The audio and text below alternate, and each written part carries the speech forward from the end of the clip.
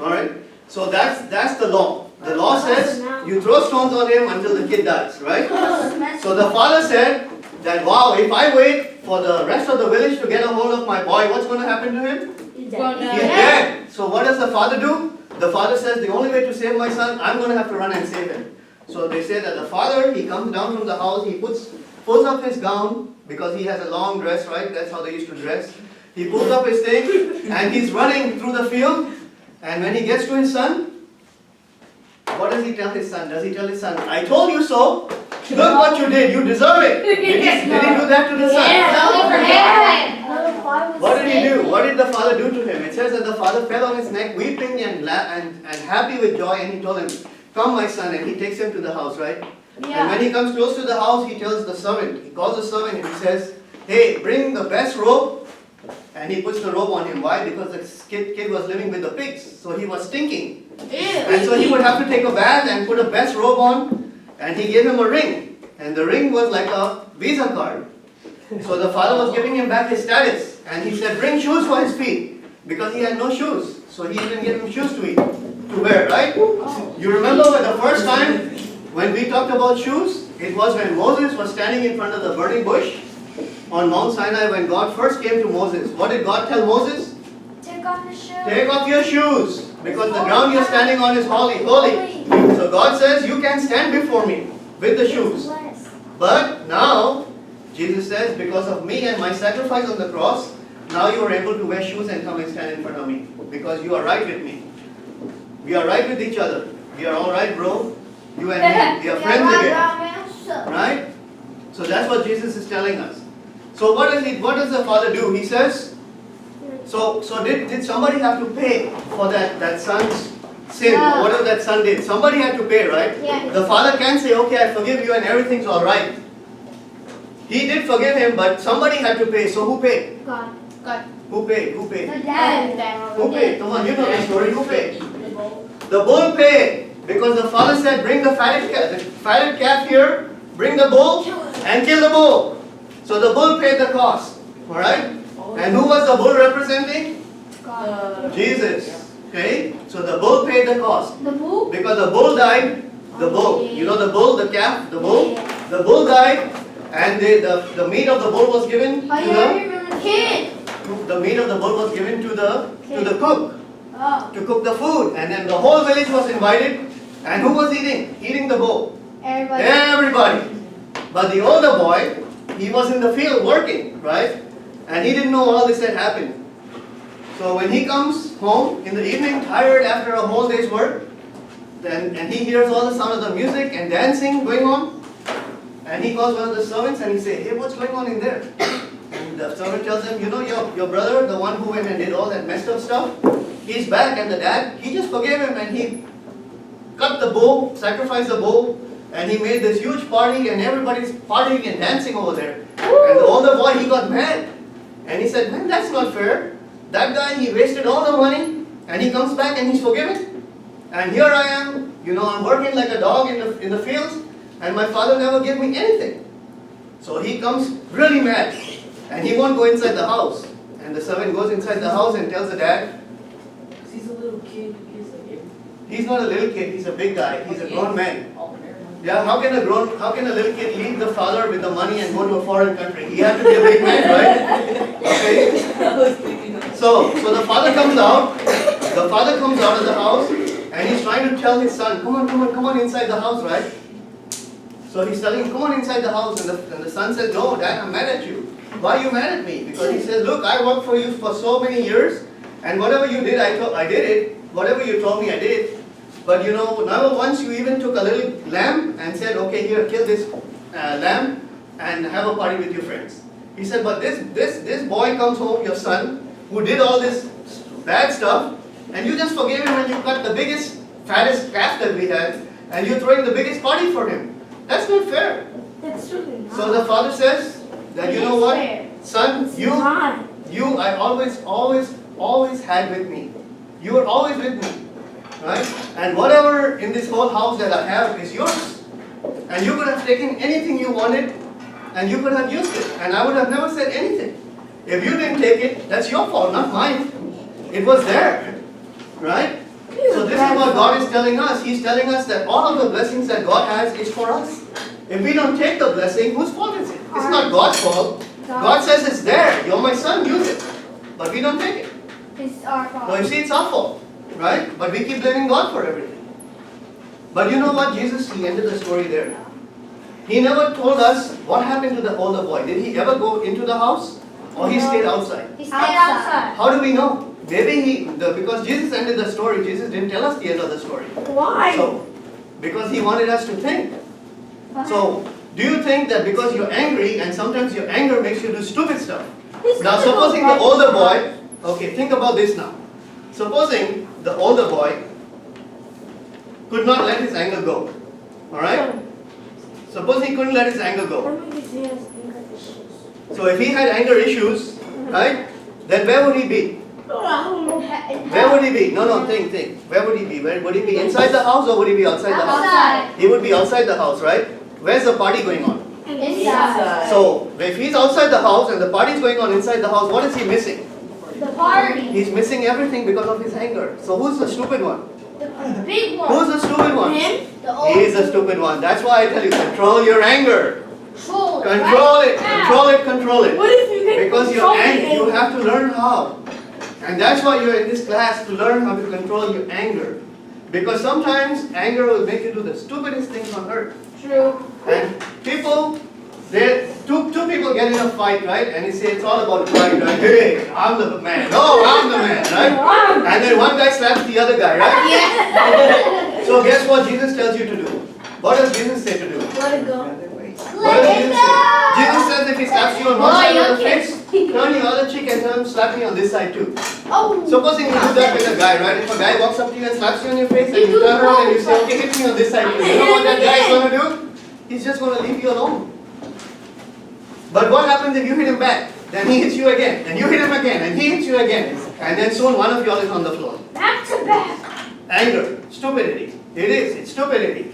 Learn to control your anger. Everybody, not just for the guys, it's also for the girls. Oh. Don't, if you learn to control your anger, you can actually rule a city. Well, it's only the adult Yeah, girls. that's what the Bible tells us. The Bible They says go crazy. that you rule your anger, you can rule a city. Because you learn to control yourself. Okay? Yeah. Is it making sense, guys? Yes. No? Yes. The girls I fight. have two They friends, fool one boy her. and one girl. And They now both it's have anger screaming. issues. Uh, And It's like so the boys in my class are mine and the girls not in mine. Okay, listen, she's telling us the story. Let's listen and learn. So the boy, since I'm in the AIMS program, there are so many kids that are in the AIMS program that are in my class. So one of the boys has so many anger issues that there's this other student in my class that gets on his nerve. So every day he has anger issues. And the girl, she gets anger issues when somebody messes with her. Like, one day we were getting chased by this stupid man, these two stupid mans. They were chasing us, trying to, Pull the hair. no. Man. How you say? Trying to kidnap us. They were trying to kidnap us. So they were trying to track us down. So what she did, she stuck up the middle finger and she cussed at them. Oh my So, so then one of the guys got out of the van and started chasing her. So she just ran home, but I could tell she had anger issues. Both of them have anger issues. Okay, so Yeah. the point is this, that when you get angry, your mind actually becomes cloudy. You can't think straight. And then you make wrong decisions. So when you are cool-headed, you are not thinking with anger, then you can make correct decisions. Okay, that's the whole point behind it. Because anger clouds your judgment. It clouds your judgment and it doesn't let you think straight.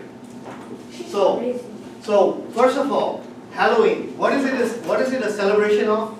Spirit. It's a celebration of the God of the dead. dead. We do not honor, we do not celebrate the God of the dead. Okay? Hey. We got that here. Do you all have any questions about Halloween? Does it make more sense to you now? Yes. Why people are doing what they are doing? And we're actually following the same things. You said they were going to talk about clowns. About what? Clowns. Clowns, okay. Yes. Yes. clowns are supposed to be funny and they're supposed to make you laugh. Yeah. They Do it all. And this is serious and a bit addictive. Yeah. Yeah, I'm sorry? there was a clown at my school last time. The police No, there was seriously around neighborhood, around USA places, and they just like stalk people. Are they stalking older people or are they stalking kids? Kids. Kids. See, they're always after the kids. Always after the kids. Charlie for clowns. I was Charlie like, for you scared. stuck me in the restaurant. I could just jump off So you see, the thing is this.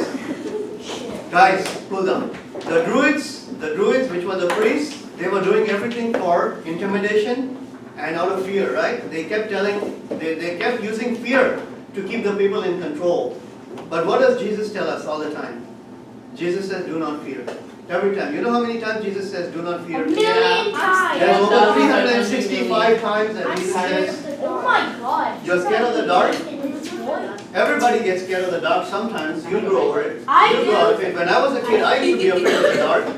And my mom and dad used to put on a nightlight for me. So there's nothing wrong with being afraid of the dark. There's nothing in the dark to hurt you, but it's just your thinking, and soon you'll grow out of it. Okay? So the darkness itself is not bad, okay?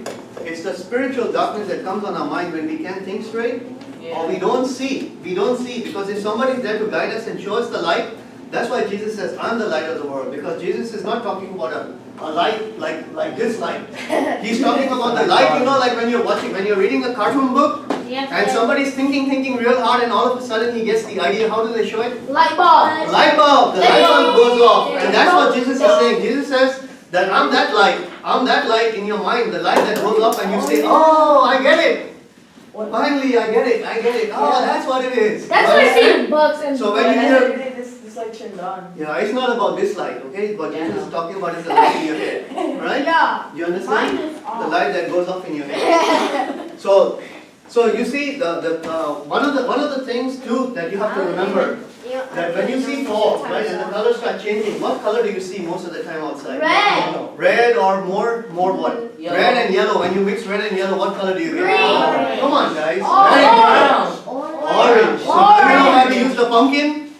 Because the pumpkin is Orange. orange. See, everything is starting to make Just like sense. what she's wearing. Mhm. Orange. So who has any questions on Halloween? Nobody. Do you all understand Halloween much better now? Yes. Yeah.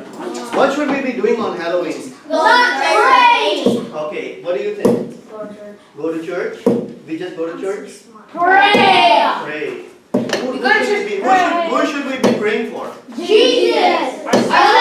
Jesus is safe in heaven. Huh? Pray for us. The people that died, who else would we want to pray for? Ourselves. Our family. Let's talk one at a time. If everybody's talking, then I can't hear anything. Uh-huh. Yeah. But see, when we are praying for people that are not good, how do we know? Because Jesus says that everybody's bad. That's true. Yeah. Yes. Okay. So let me ask you a question. As far as God is concerned, whether we sin little like this or that much, it's still a sin, right? And everybody. One thing, like if you just jumped off a cliff, you die. Mhm. It only takes one sin to. So who should we be praying for? The bad Who should we be praying for? Bad people? Clown. Who should we be praying for? Don't you think we should be praying for the safety of all those kids that we pray for them that they don't get kidnapped? That when the person comes to kidnap them, that God puts a hedge of protection around them and protects them. We should pray for the children. Any of y'all know the story of the Pied Piper of Hamelin? No. What? The Pied Piper of Hamelin. I've heard of it, but I never. There was a story of this Pied Piper, right? And they said that there was this little town, and this little town was infested with rats. There were rats everywhere. I mean, in your bed, in the closet, everywhere you walk. Rats, people were walking on rats. That's how many rats there were. And they had tried everything to get rid of the rats, and they couldn't. Oh, I heard the story. You know the story? And then the piper, he comes to town and like he saw the he blows the pipe and then all the rats follow him. And then They get it. Then what does he do? He goes out of town and all the rats are following him. And then what does he do to all the rats? Kill. He summons them. He what? Leads him. He takes the rat somewhere and all the rats are killed. So he frees the city from the rats, right? But when he had told the city that I'm going to free you from the rats, he told them that this is how much you have to pay me. How much? So when he came back after he had killed all the rats, and he asked them for the money, what did they tell him? I don't got no money. I don't got no money. I don't got no So what did the piper do then? No, he Cheese. let the kill people. What did he do? Cheese. Did he bring the rats back? How is he gonna bring the rats back if he killed them? What he did was that he started blowing the pipe again and all the children started following him. Oh! And he took all the children and went away. And the townspeople were sitting and crying and he said, bring our children back, we'll give you everything. Bro, that's messed up. You see, the whole story, it's a story, but it's about Satan. It says that Satan comes to give you something that he makes it sound like he's doing a lot for you and he's doing really good. But the payment that he's going to ask from you, He says you he's ain't doing going to want bad to pay that. stuff. You ain't going to want to pay that. I'd rather just have the rats in town still. So, No. They could just die. I want it.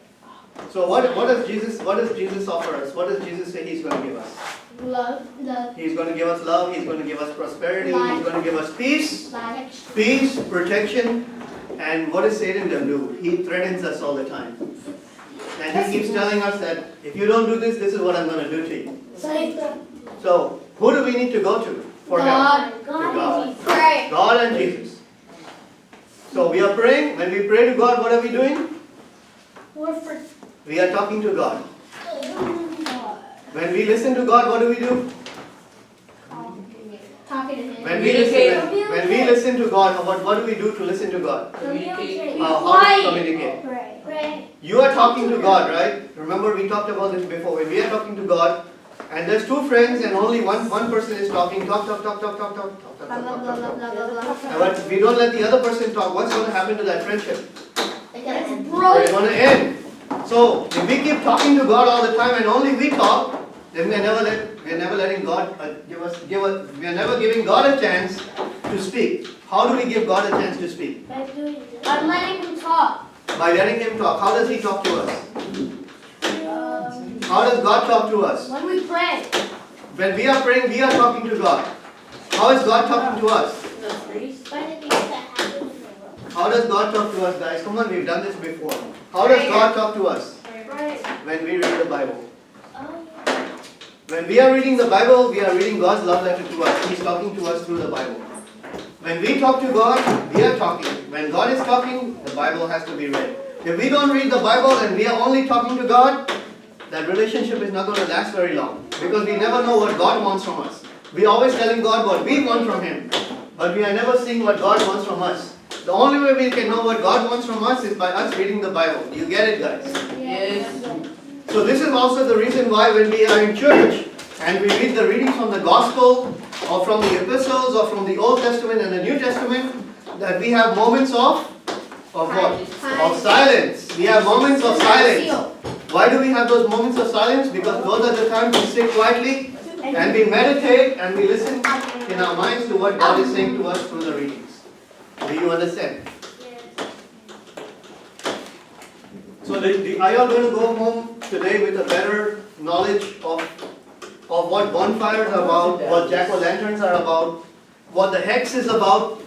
Yes? You'll learn some stuff that you never knew before. Yeah, I did. Yes? Today we did. How much time do we have left? 30 minutes. 30 minutes? Okay. So let's see. What you all want to do another story through the Bible? Yeah. How about we do a story from the Old Testament? How many of you know the story of Samson? Me. Who? You? Who's the old Samson? Samson. Okay. Let me tell you something. All of you write this down. Do all of you know where Sam's club is? Yeah. Okay. Somebody give him a pencil so he can write it down too. Near Okay. Target. So write down Sam's club.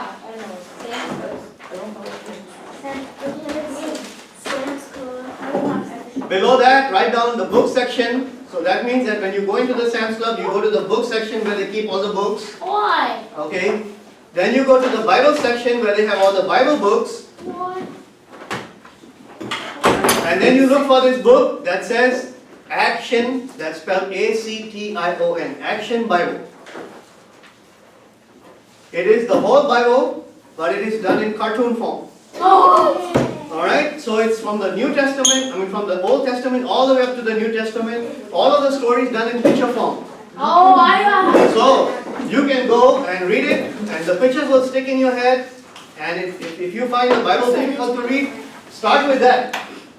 How Start much? with that. It's okay, the regular price of the Bible is about $29, but they have it on special at Sam's for $15.88. So it's going to cost your parents roughly about $17 for that book. Which will be the best book that you can ever buy. What's tax? That's $17 including the tax. I like one. You have one at home? Yeah. The Action Bible? No. Just a regular Bible. Me too. Oh, sorry, I was supposed to. Me too. I've started reading in there. I want to buy one. Then gold. Okay, so everybody, please sit down. Okay, there was this nation, right, that God always, the whole of the Old Testament is about this one nation that God is taking care of. What is the name of that nation? I don't nation. What nation? Nation. What nation? Oh, nations. What is the country that God is always so concerned about? Not America. Nations. No, what is God's promise? The chosen people of God. Who are they? It's Mexican. No. Hey. Hey. Who are the chosen people of God? White people. The Jews. Not white people. You guys are being racist. Not white people. And what is the name of the country? It's called Israel. Oh yeah. Israel. Oh yeah. Okay, what is the meaning of the name Israel? Israel.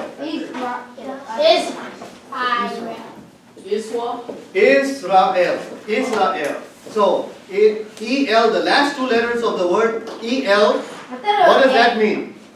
L. L. What does E-L mean? El Chaco. Downstairs? Not yet? Okay. The word E-L means, it's a Hebrew word, it means God. Oh.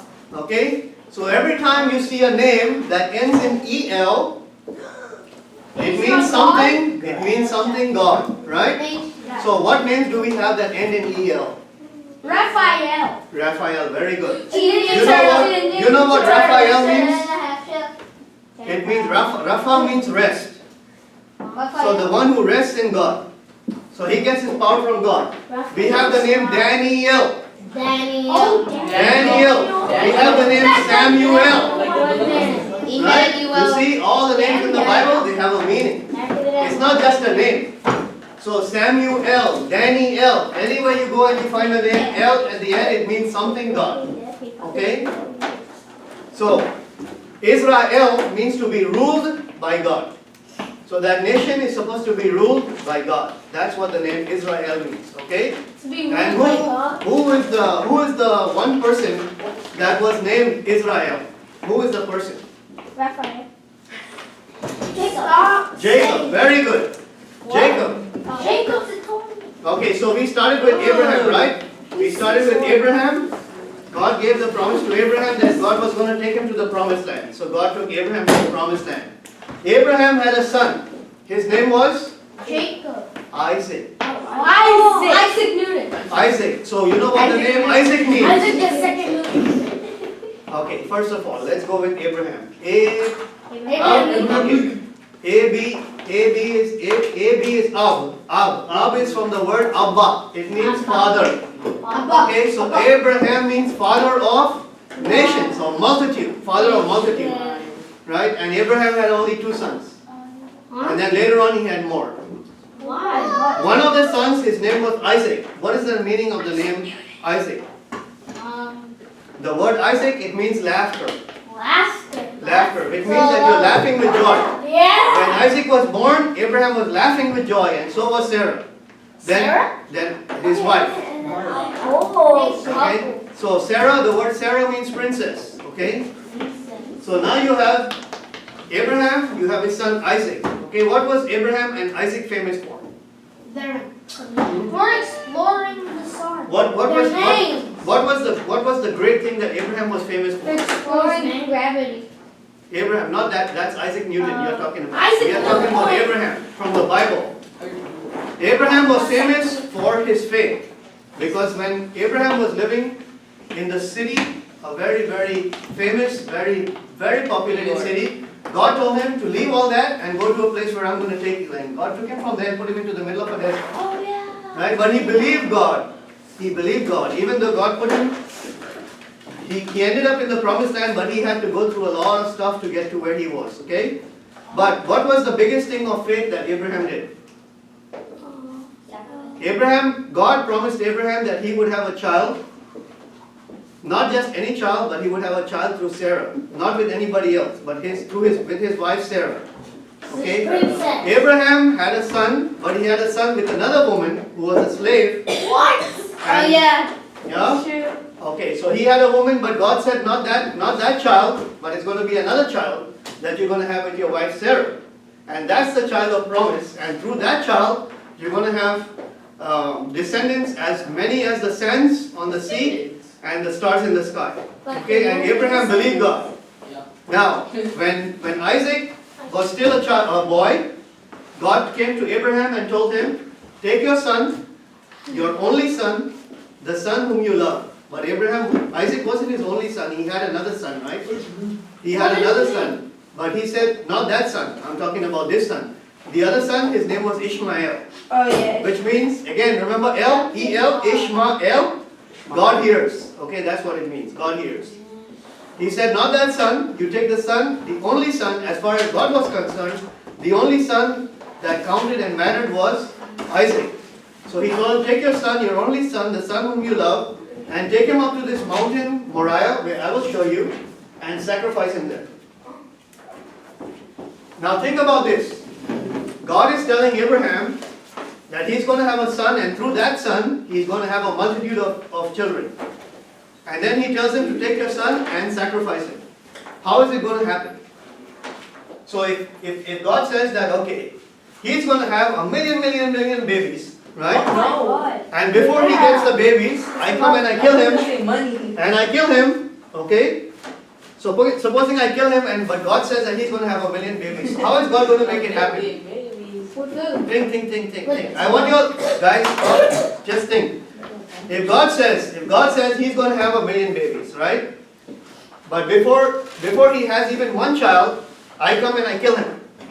How is it going to happen that he's going to have a million babies? How can it happen? I don't know. How? Because What is the only way that it can happen? No, I killed him. I'm going to kill him. Oh. What is the only way it's going to happen? What's the only way it could happen? He runs away. Huh? He's dead. How can he have a baby? So if he's dead, but God's word cannot change. If somebody's dead and God's word cannot change, and God says that I'm going to make this guy have a million babies, how is God going to make it happen? How is God going to make it happen? He could just say ice cream. You know how God can make it happen? He can bring him back to life. Oh. And this is what Abraham believed. This is the reason why Abraham was able to take his son up the mountain, because Abraham had such a strong faith in God that Abraham believed when God told him, kill your son, Abraham believed that even if he killed his son, God would bring him back to life. And that's the whole story of faith. That we trust God even to the point where it doesn't make sense in our head. Do you understand? Yeah. That's crazy. Yeah. Why would But he kill it's true. So, Abraham takes his son up the mountain. Alright? Drops him. And he puts him on the altar. He ties him up with his hands and feet. He puts him on the altar, and Abraham has a knife in his hand. And Abraham is just about to kill his son when God calls out from heaven and says, Abraham, Abraham. And he says, here I am. And God says, don't touch the boy. Don't hurt him. Right? He said that the angel comes and tells him there's a lamb that's caught with its horns in a thicket. Okay, so what's a thicket? It's a very thorny bush. And the lamb or the ram was stuck with his horns in the thicket. Right? And he said, take that ram and kill that ram instead of your son. So God said, take your son, your only son, the son whom you love, and offer him up as a burnt offering. So God said to Abraham that you don't need to sacrifice your son. God told Abraham that because you did this, I'm going to bless you. Right? God knows everything, right? So did God know beforehand that Abraham was going to do that? No, he didn't know. Did God know? If God knows everything, did he know that Abraham was going to take his son up there to sacrifice him? Yeah. Yes, he knew that, right? So why did God put Abraham to the test if God already knew that? He was trying to test He was trying to test who needed to see the test. Was it God or Abraham? It was Abraham. God wanted Abraham to see how far Abraham was willing to go for God. Do you understand? And that's why God puts us through tests to show us where we are in our relationship with God. God already knows where we are. Do you understand? Yeah. That's why we go through tests so God can show us where we are. Not because God doesn't know. He already knows that. Is it making sense, guys? Yes. So, it says that when Abraham came down the mountain, it says Abraham came down the mountain and he went with the two servants, but it doesn't talk about Isaac anymore until the story of Isaac continues about Isaac getting married. Yes, go ahead. So, are you learning stuff? So here you have Abraham, then you have Isaac, and then Isaac has how many sons? Isaac has two sons, right? Esau and Jacob. And Jacob was a trickster and a cheater. Okay? But God took Jacob and he changed his name from trickster and cheater. And what did he change his name to? To Israel. And that's where the nation Israel started from. Okay? And Jacob had 12 sons. And they were 12 sons. And they were called the nation, the 12 tribes of Israel. That's where we get the 12 tribes from. Yeah, see, now he's making the dots. Yeah, you understand now? So, then what happens is that one of the sons of Jacob ends up in Egypt because his brothers hated him so much that they sold him as a slave. So the Bible is really interesting. It's such an amazing story. If you get into it, you won't be able to stop reading. So Joseph ends up in Egypt because his brothers got so jealous of him that they wanted to get rid of him. They were first fixing to kill him, but one of the other brothers said, let's not kill him, let's sell him to the slave traders. At least we'll get some money out of it. And that way we don't have his blood on our hands. Right? So they sold him as a slave and he ended up in Egypt. And then there's another whole story about Joseph, how he ended up from a slave to becoming the second in command in Egypt. And then a period of 400 years passed, and now all of the Israelites are in Egypt as slaves. And God sends Moses. God raises Moses up to save the Israelites and bring them out of Egypt as free people.